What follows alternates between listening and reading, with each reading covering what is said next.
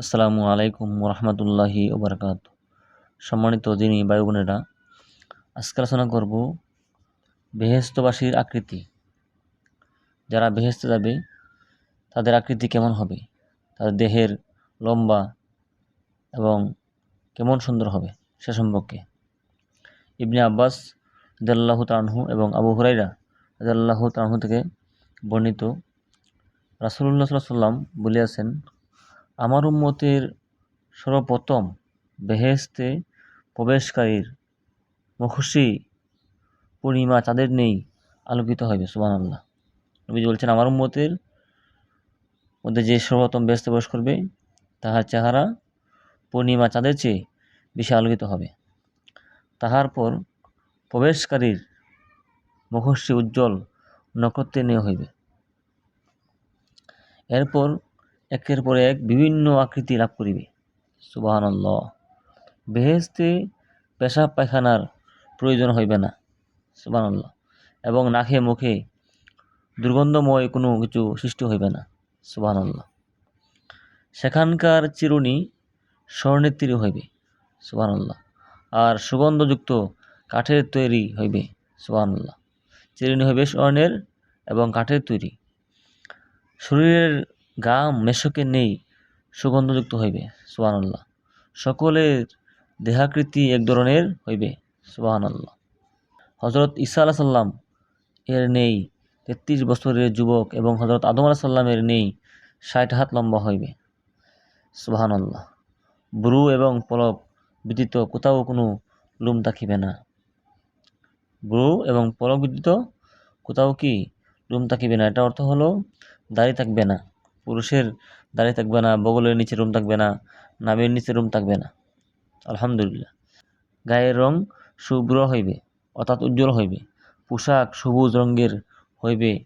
যদি কোনো ব্যক্তি আহার করার ইচ্ছায় দস্তরখানায় বিছায়, তাহা হইলে সম্মুখ হইতে এক পক্ষী আসিয়া বলিবে, হে আল্লাহর ওলি, আমি সালসাবিল নামক প্রসবনের পানি পান করিয়াছি, আরশের নিচে বেহেশতের বাগানে ঘুরিয়া বেড়াইয়াছি, অমুক অমুক ফল আমি খাইয়াছি, ভক্ষণ করিয়াছি। তখন সে বেহেশতি পাখির এক পার্শ্ব হইতে রন্ধন করা অপর পার্শ্ব হইতে বুনা গোস্ত খাইবে। সুবহানাল্লাহ। ৭০ প্রকার পোশাক পরিহিত থাকিবে, তার প্রতিটি পোশাক রং বিভিন্ন হইবে। তাহাদের আঙ্গুলসমূহে ১০টি আংটি থাকিবে। সুবহানাল্লাহ। যারা বেহেশতে যাইবে তাদের হাতের মধ্যে ১০টি আংটি থাকিবে। সুবহানাল্লাহ। প্রথম আংটিতে লেখা থাকিবে, সালামুন আলাইকুম বিমা সাবারতুম, অর্থ, তোমরা ইহ জীবনে ধৈর্য ধারণ করিয়াছিলে, তাই তোমাদের উপর শান্তি বর্ষিত হোক। সুবহানাল্লাহ। দ্বিতীয় আংটিতে লেখা থাকিবে, উদখুলুহা বি সালামিন আমিন, অর্থ হলো শান্তি ও নিরাপত্তার সাথে বেহেশতে প্রবেশ করো। সুবহানাল্লাহ। তৃতীয় আংটিতে লেখা থাকিবে, তিলকাল জান্নাতুল্লাতি উরিসতুমুহা বিমা কুনতুম তা'মালুন, এই জান্নাত তোমাদের কৃত আমলের বিনিময়ে সুবহানাল্লাহ স্বরূপ প্রদান করা হইল। ৪ নম্বর আংটিতে লেখা থাকিবে, তোমাদের থেকে চিন্তা ভাবনা দূর করিয়া দেওয়া হইবে। সুবহানাল্লাহ। ৫ নম্বর আংটিতে লেখা থাকিবে, আলবাসনাকুমুল হুলিয়ু ওয়াল হুলামু, আমি তোমাদেরকে পোশাক ও অলংকার পরিধান করিয়াছি। সুবহানাল্লাহ। ৬ নম্বর আংটিতে লেখা থাকিবে, আমি তোমাদেরকে ডাগর চুকা হুরের সাথে পরিণয় সূত্রে আবদ্ধ করিয়াছি, অর্থাৎ আমি তোমাদেরকে ডাগর বড় বড় চোখওয়ালা হুরের সাথে বিবাহ দিয়াছি। ৭ নম্বর আংটিতে লেখা থাকিবে, সাথে তোমাদের আকাঙ্ক্ষিত সবকিছু রহিয়াছে, অর্থাৎ জান্নাতে তোমরা যা কিছু চাইবে সবকিছু রহিয়াছে। সুবহানাল্লাহ। ওয়ালাকুম ফিহা মা তাশতাবিহি, অধিকন্তু রহিয়াছে তোমাদের নয়নের প্রশান্তিদায়ক বস্তুসমূহ, আর জান্নাতে তোমরা অনন্তকাল থাকিবে। সুবহানাল্লাহ। আর ৮ নম্বর আংটিতে লেখা থাকিবে যে তোমরা নবীগণ ও সিদ্দিকগণের প্রতি অনুকূল্য প্রদর্শন করেছিলে। ৯ নম্বর আংটিতে লেখা থাকিবে, তোমরা এমন যুবকে পরিণত হইয়াছ যে তোমরা আর বৃদ্ধ হইবে না। সুবহানাল্লাহ।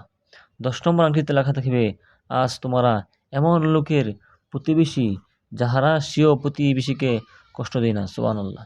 দুনিয়ার জীবনে তো প্রতিবেশী পেয়েছিলে কষ্ট দিত, কিন্তু আজকে জান্নাতে এমন প্রতিবেশী পাইছো যাহারা কোনোদিন তোমাদেরকে কষ্ট দিবে না। সুবহানাল্লাহ। এই দর্শক, আল্লাহ রাব্বুল আলামিন আমাদের সবাইকে এই জান্নাতে যাওয়ার তৌফিক দান করুক, আমিন, এবং জান্নাতের আমল করার তৌফিক দান করুক, আমিন। আসসালামু আলাইকুম ওয়া রাহমাতুল্লাহি ওয়া বারাকাতুহু।